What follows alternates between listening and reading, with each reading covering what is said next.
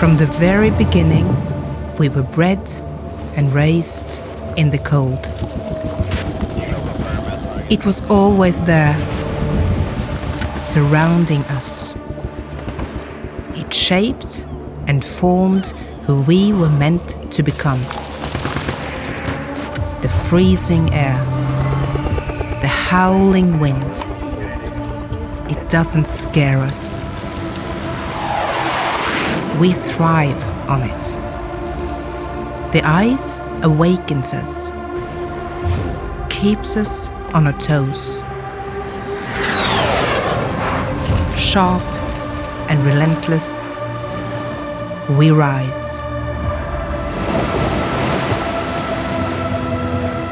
Welcome to the High North.